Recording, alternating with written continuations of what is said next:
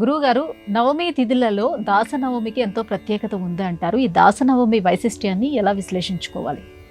1601వ సంవత్సరంలో చైత్రశుద్ధ నవమి నాడు సూర్యాజీ పంత్ ఠాసోల్ రాణూబాయికి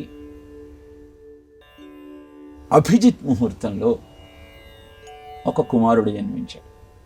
ఆ సమయానికి ఆలయంలో పూజారిగా బాధ్యతలు నిర్వర్తిస్తున్నటువంటి సూర్యాజీ పంత్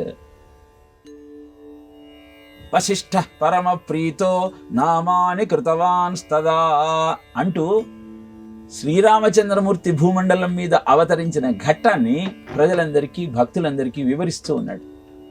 అదే సమయంలో రాణూబాయి ఈ పిల్లవాడికి జన్మనిచ్చింది.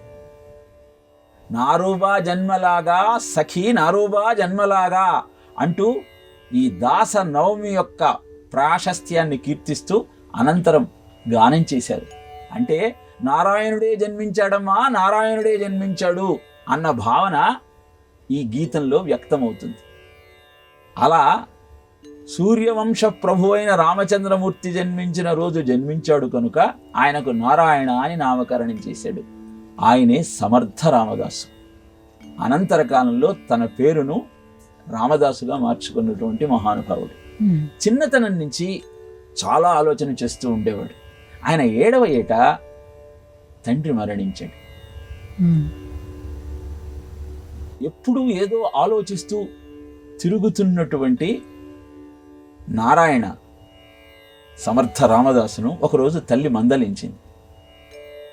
ఆ తరువాత ఎక్కడ కనపడలేదు నారాయణ. చింతాక్రాంతురాలైంది రాణూబాయి.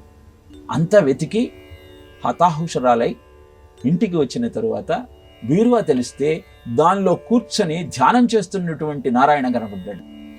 ఏం చేస్తున్నావా అని ప్రశ్నించింది.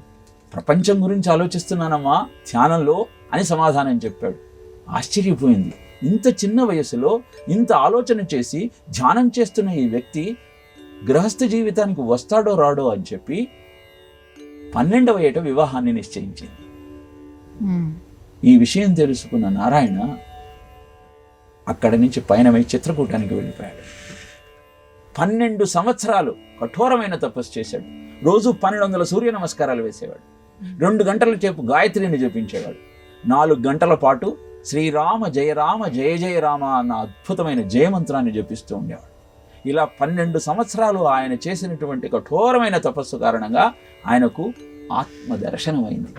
అనంతరం భారతదేశమంతా పర్యటించి మొఘలాయుల పాలనకు భయపడుతూ భీతిల్లుతూ ఏం చెయ్యాలో తెలియక సతమవుతున్నటువంటి భరత జాతికి మార్గదర్శకం చేసి హిందూ ధర్మాన్ని రక్షించి హిందూ సామ్రాజ్య స్థాపనకు కంకణం కట్టుకోవాలన్న శివాజీ మహారాజుకు జయమంత్రాన్ని ఉపదేశించి ఆయన విజయానికి కారణమైన మహానుభావుడు సమర్థ రామదాస్.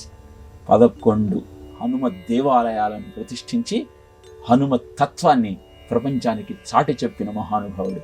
అలాంటి సమర్థ రామదాసు 1681వ సంవత్సరంలో తనంత తానుగా ఆహారాన్ని నీటిని ఛేదించి కపాల మోక్షం ద్వారా ముక్తిని పొందాడు. ఆయన సమాధి ఇప్పటికీ మనకు దర్శనమిస్తుంది. అలాంటి అద్భుతమైన మహానుభావులు జన్మించినటువంటి పుట్టిల్లు వారికి మన భారత్.